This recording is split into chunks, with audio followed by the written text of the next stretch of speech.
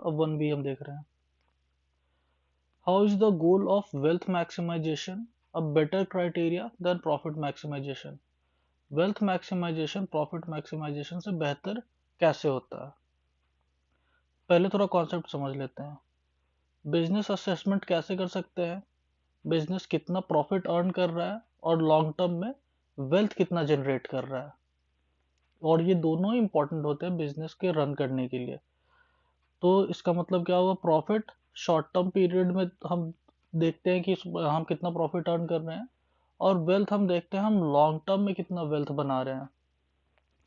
ये हो सकता है कि ईयर ओवर ईयर कभी प्लस हो कभी माइनस हो, लेकिन यहाँ पे हम फोकस कर रहे होते हैं कि भाई after extended period of time एक जो हम अपने लिए टारगेट सोच कर रखते हैं, एवरेजली ईयर ओवर ईयर हम उस एवरेज को अचीव करते रहें। ठीक है। Generally wealth maximisation is considered superior than profit maximisation, because business का मेन एम क्या होता है?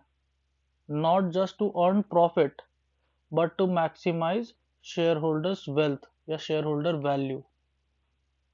तो इसी बेसिस पे कुछ डिफरेंसेस देख लेते हैं। Difference between wealth maximisation and profit maximisation. सबसे पहला पर्पस, जो अभी हमने देखा, शॉर्ट टर्म के लिए होता है प्रॉफिट मैक्सिमाइजेशन, लॉन्ग टर्म के लिए होता है wealth maximisation. Focuses on maximising share holders wealth over long period of time. दूसरा, प्लानिंग ड्यूरेशन, हम अपने प्रॉफिट को कैसे इंक्रीज कर सकते हैं जब हम कम से कम एक्सपेंसेस करें। लेकिन ऐसा भी हो सकता है कि जब आप अपने एक्सपेंसेस को कट शॉर्ट करते हो तो आपको कुछ जो बेटर अपॉर्चुनिटी या कुछ न्यू अपॉर्चुनिटी आप एक्सप्लोर कर सकते हो वो भी खत्म हो जाएगा। फॉर एग्जांपल, अगर आप एडवर्टीजमेंट एक्सपेंस नहीं करते हो, R&D एक्सपेंस नहीं करते हो, तो आप जो प्रॉफिट अर्न कर रहे हो उतना ही प्रॉफिट अर्न करते रह जाओगे ईयर ओवर ईयर, या हो सकता है ईयर ओवर ईयर वो प्रॉफिट धीरे धीरे कम होने लगे। लेकिन इस तरह के डिस्क्रिशनरी एक्सपेंसेस हम वेल्थ मैक्सिमाइजेशन में ज़रूर करते हैं, क्योंकि हमारा पर्पस होता है लॉन्ग टर्म में मार्केट में टिके रहना। लॉन्ग टर्म में टिके रहने के लिए आपको अपना R&D करते रहना पड़ेगा, अपने प्रोडक्ट को इम्प्रोवाइज करते रहना होगा, अब न्यू प्रोडक्ट्स लॉन्च करते रहने होंगे। करंट मार्केट को सर्व तो हम कर ही रहे हैं, प्लस न्यू मार्केट भी हमें तलाशने होंगे, जिसके लिए एडवर्टीजमेंट एक्सपेंस भी ज़रूरी होगा। तो प्लानिंग ड्यूरेशन में हमें क्या लिखना है कि डिस्क्रिशनरी टाइप्स ऑफ एक्सपेंसेस हम प्रॉफिट मैक्सिमाइजेशन में नहीं करते हैं, बट वेल्थ मैक्सिमाइजेशन में करते हैं। Third point, risk management. Profit maximisation करते समय अभी हमने डिस्कस करा कि जो भी एक्सपेंसेस होते हैं हम उनको कट डाउन करते रहते हैं, ताकि हमारा मैक्सिमम प्रॉफिट हमारे P&L पे दिखता रहे।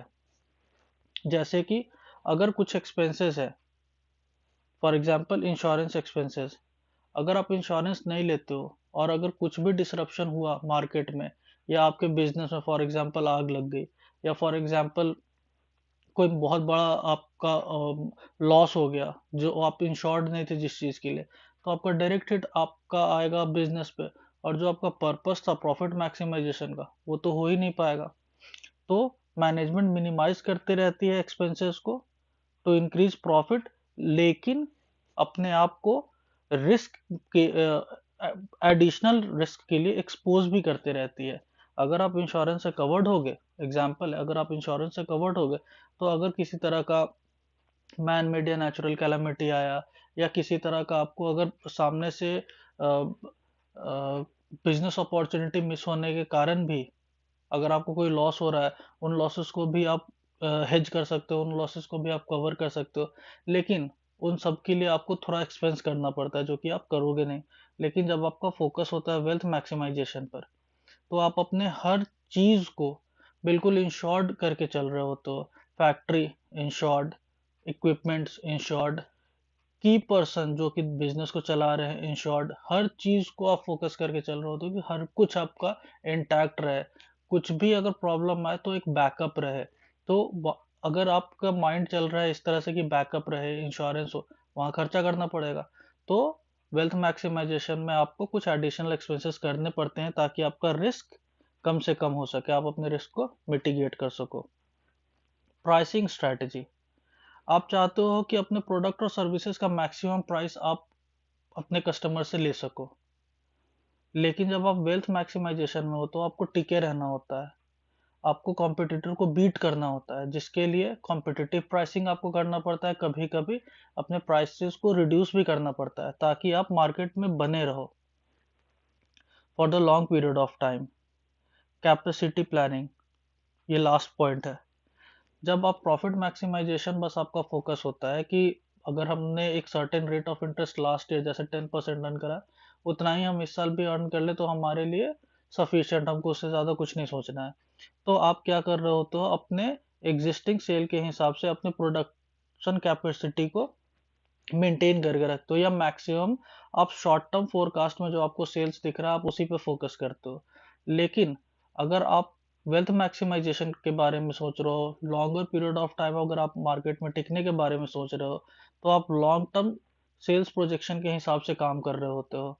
उसमें आप स्पेंड करते हो हेविली ताकि आपका जो प्रोडक्शन कैपेसिटी है वो इंक्रीज होता रहे। अब मार्केट शेयर बढ़ा, सेम प्रोडक्शन कैपेसिटी लेवल पे तो काम चलेगा नहीं, उस चीज़ को इंक्रीज करते करते रहना पड़ेगा।